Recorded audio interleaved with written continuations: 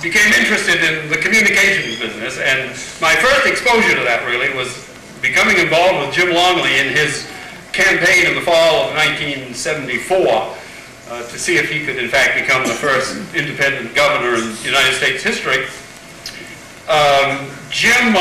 My job with Jim was to try to find groups who would listen to him and let him make presentations. Well, one time he said to me, Chuck, that he wanted to go down and speak to the I expect to hear the sound of a flushing toilet.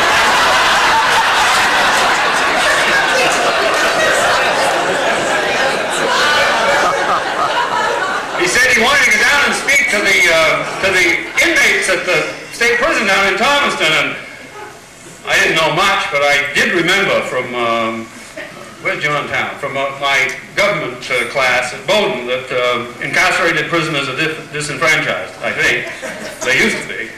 But I remarked to him that I thought that was the case, and several of other of his key advisors reminded him of the same thing. And those of you who knew Jim Longley knew that one did not try to convince Jim of something through the force of logic, that that was not an appropriate argument, that he had decided when he wanted a captive audience, we would take care of it. So I organized this presentation for the governor-elect, or then the candidate, down at the state prison, and they had we gathered all of the inmates in the cafeteria/auditorium.